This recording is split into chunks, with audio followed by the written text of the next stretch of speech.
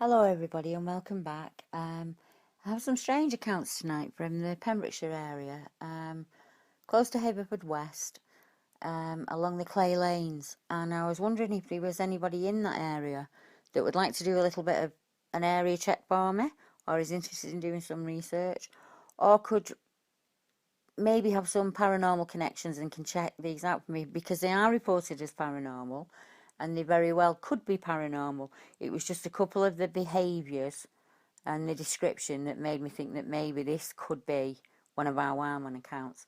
But I'll let you decide for yourselves. I'll read them out, and if you think you can help me and you're down there, just shout up and let me know. I'd be incredibly grateful.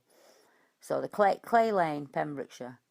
A young man using Clay Lanes one night to go jogging said that while running he thought he heard an animal running next to him in the hedge.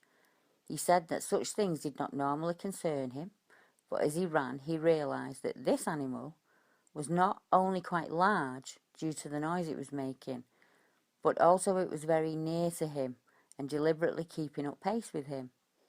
The gentleman decided to sprint the last stretch and up to the comforting light of Merlin's Bridge. And when he reached St. Mark's School and looked behind him, he saw, peering back at him from the darkness, a pair of large golden eyes.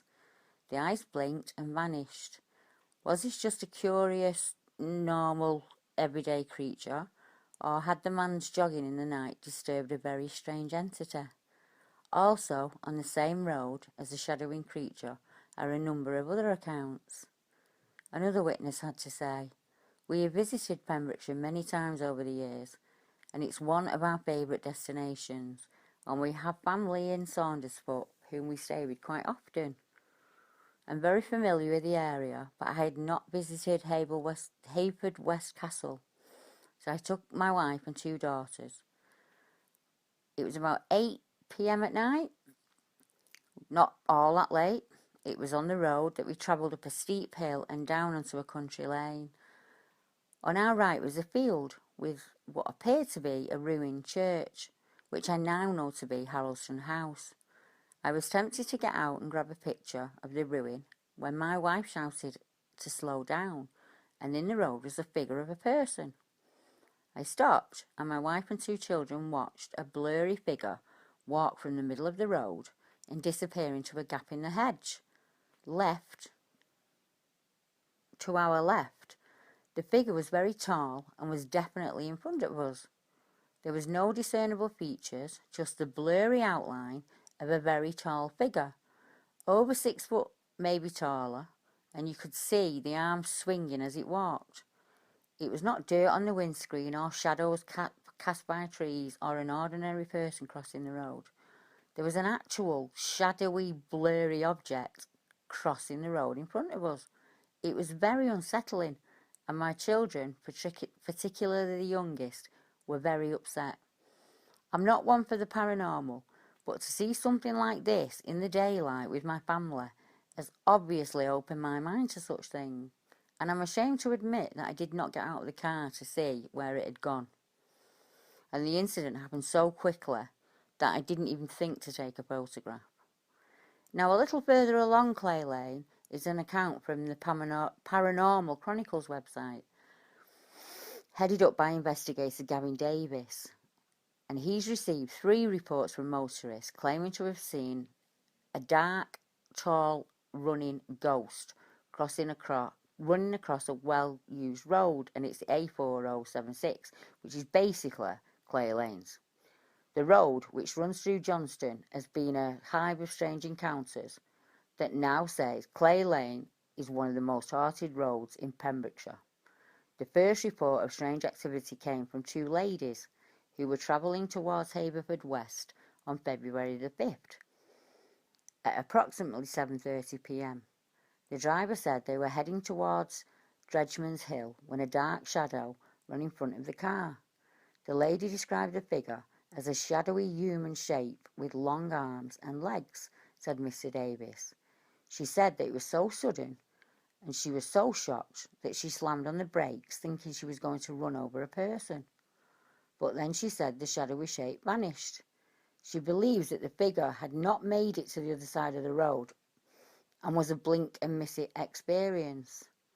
And Mr. Davies said 4 days later, 2 other ladies who were travelling to work in Haverfordwest from Milford when they had a similar experience. This time, this was outside of Stainton, Milford Haven, just after 6 a.m.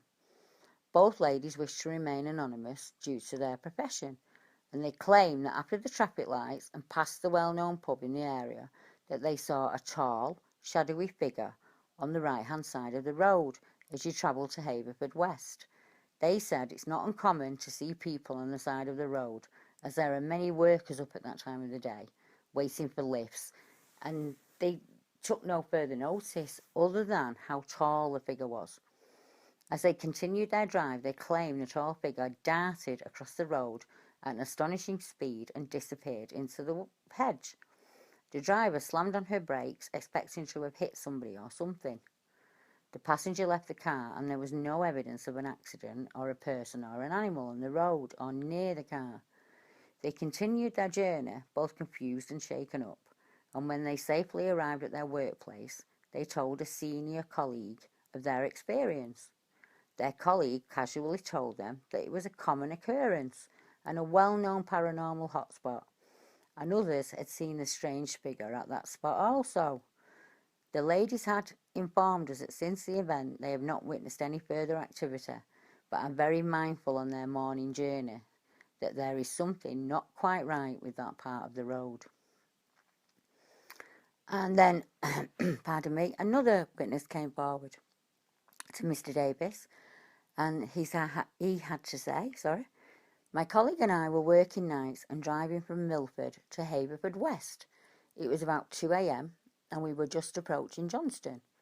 As we did, I saw a very tall, lanky, dark figure run straight across the road into the hedge.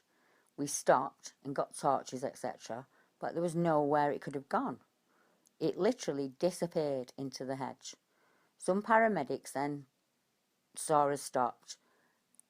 They stopped and we got a chat in, and they told us about the road being haunted. The figure had long arms and legs and ran very quickly.